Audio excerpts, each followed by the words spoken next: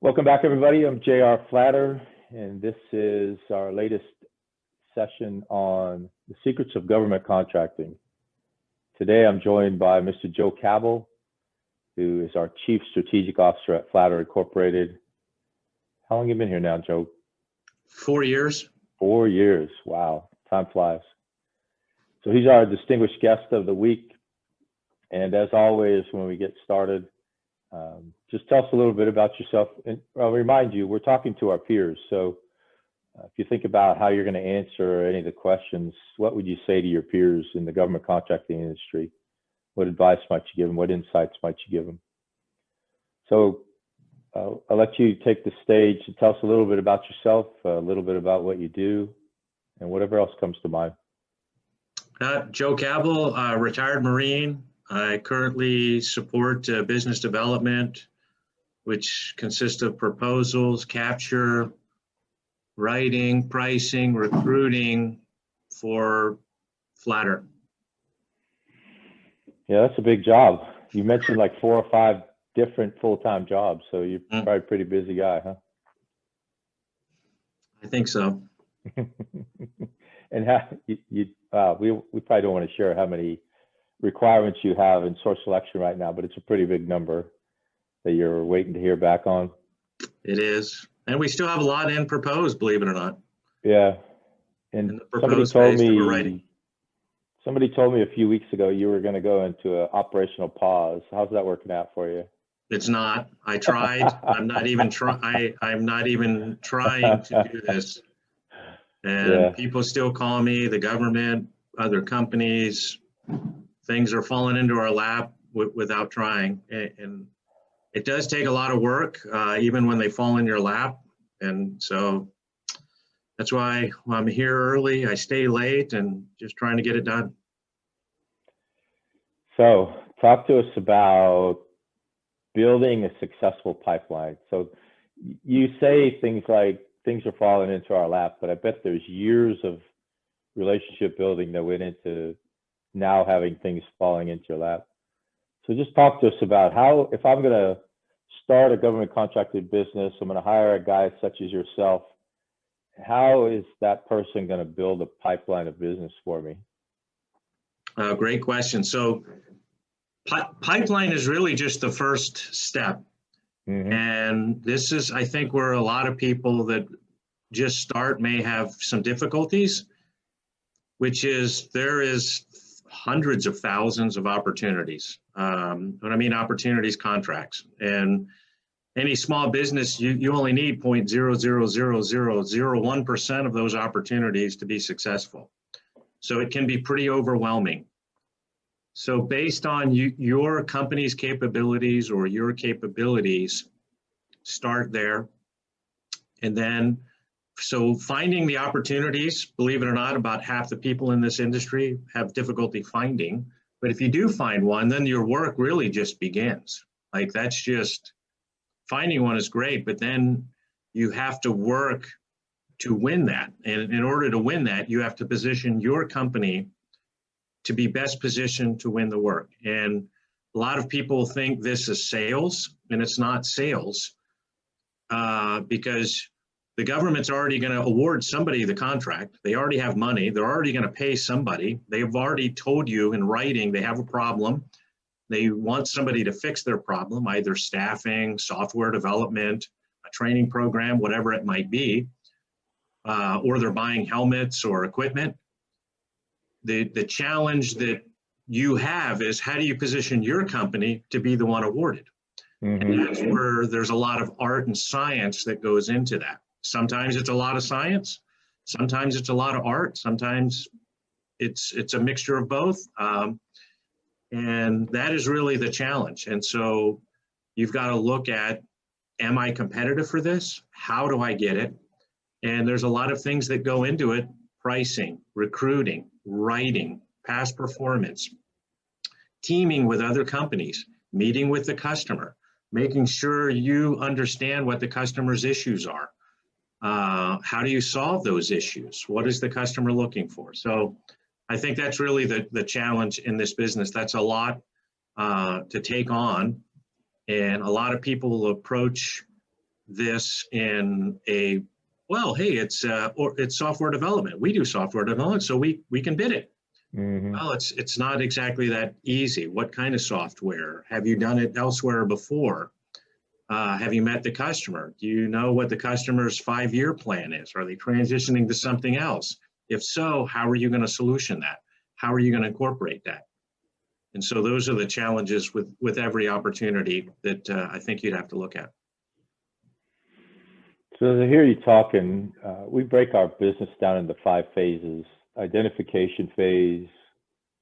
So the thousands, like you said, hundreds of thousands of opportunities, you can easily identify those. And then you qualify them. Are they real? Is there real money there? Can we meet that need? Can we build a team? And then, so you qualify it. And now it sounds like what you're describing for me is this long capture phase, which is if everything remains the same as we know it right now, we're going to bid on this work.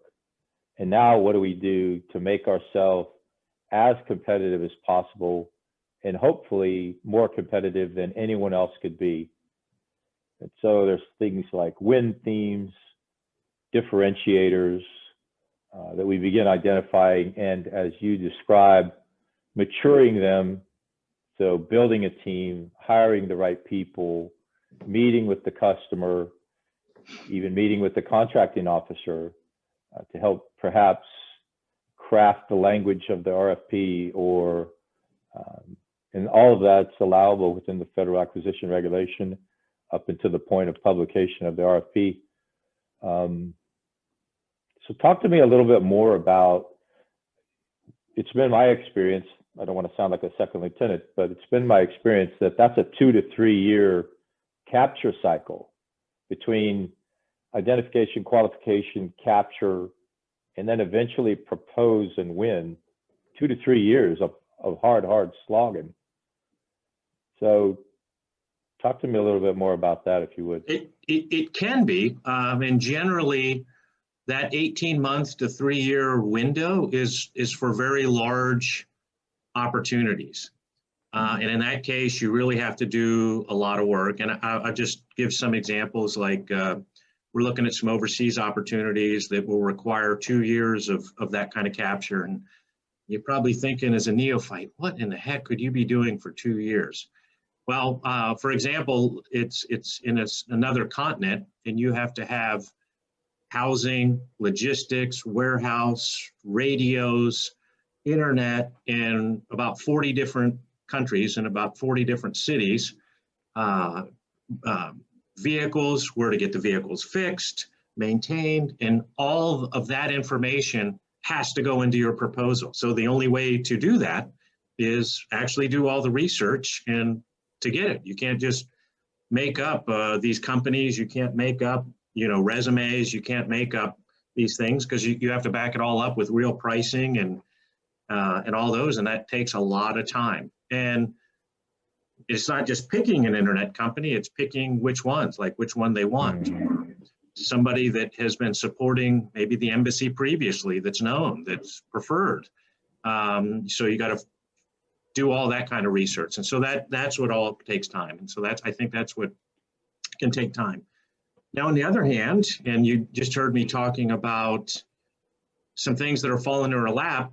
So obviously here at Flatter, we do a lot of leadership training development, curriculum development. We have a lot of generals and admirals retired on our roles, a couple of former ambassadors.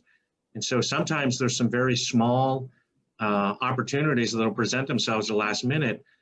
For example, hey, we're looking for an African expert with a PhD to do this. Companies, please respond if you can do it.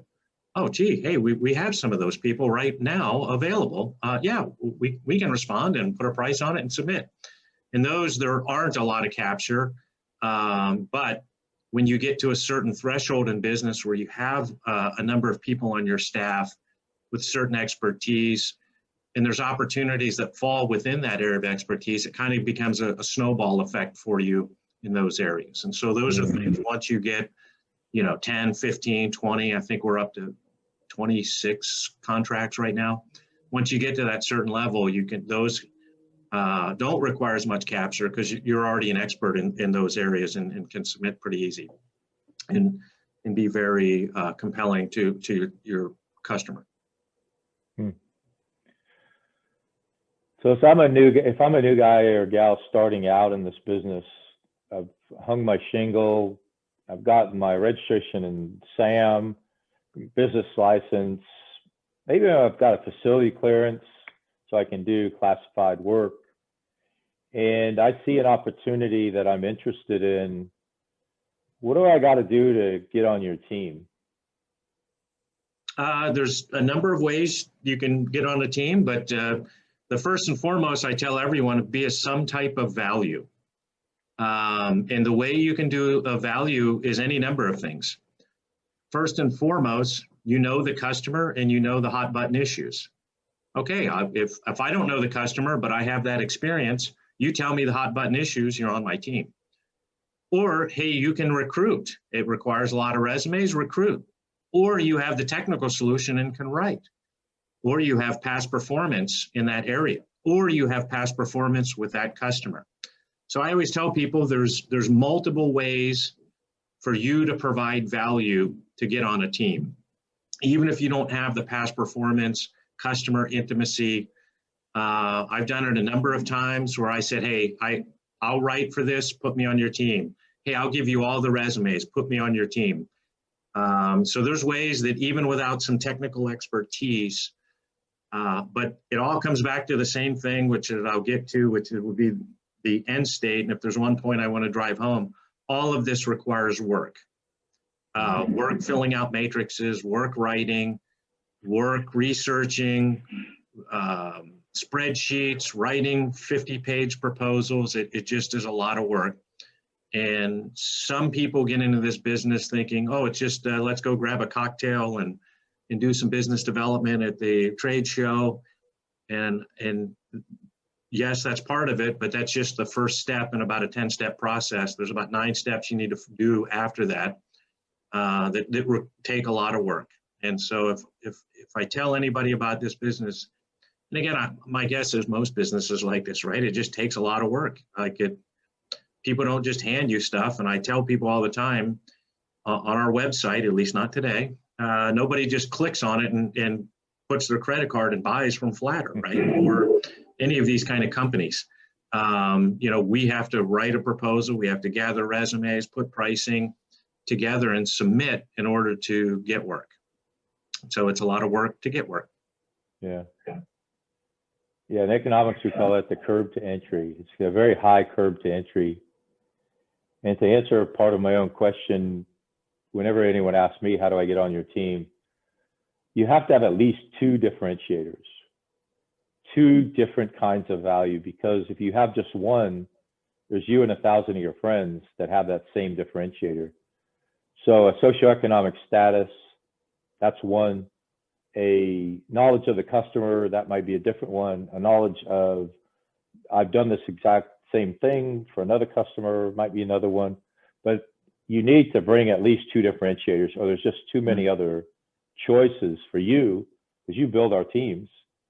You probably have people calling you all day, every day saying, hey, I know this customer, this is a lock. How many times have you heard that? I have the guy. A few. But most of the people who call me, hey, we do Oracle development here. I want on your team. Well, do you know the customer? No. Do you know that? No. Okay, so you do Oracle development for a Coast Guard, but how does that relate to this Army Oracle development? Does it? Make sure you do it. So most of the people who call me do that because they're still in the first step. Oh, hey, we do Oracle development. We do this. So we found this.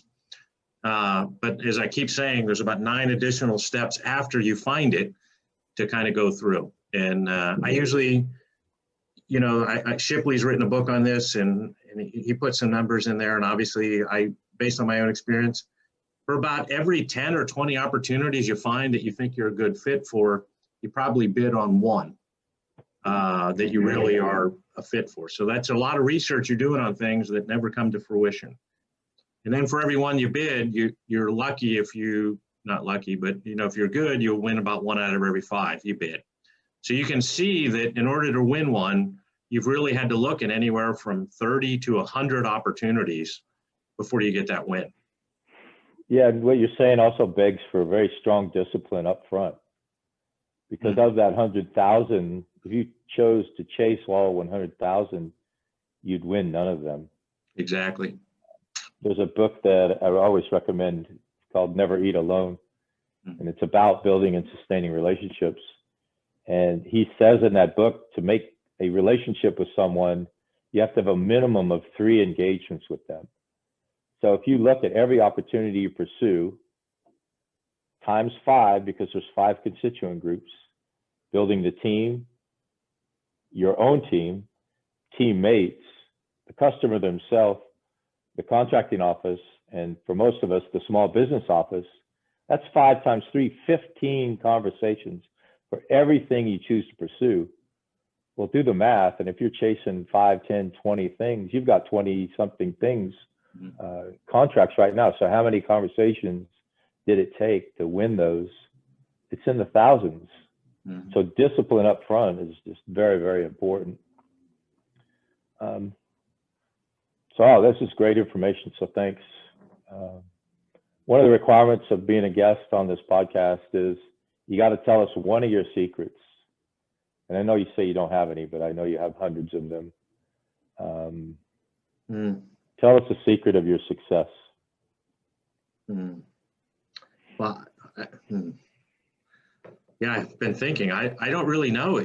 I'll just go back to hard work. Like in every category, it's you got to get the relationships, but then you have to do the matrices. You've got to do the writing. You've got to do the recruiting. You've got to understand the customer.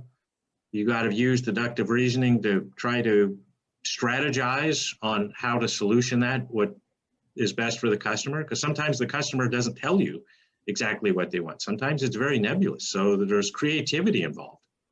And you just have to persevere, because sometimes your creativity will hurt your proposal, as has happened to us on a couple occasions where we knew what they wanted. We were very creative and offered up very good solutions, and they would tell us, hey, that's not what we want.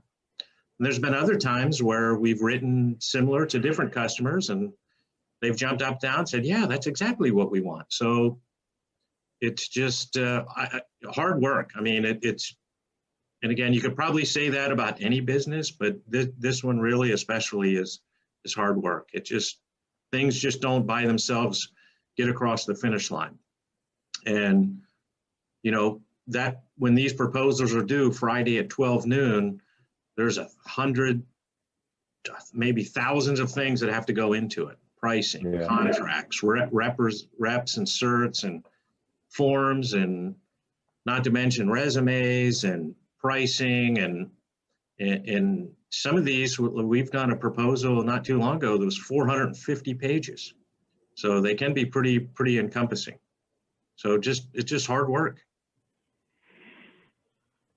Yeah, I couldn't agree with you more. All of the methods that you talked about are requirements to be successful, but at the end of the day, it's all boils down to sweat equity.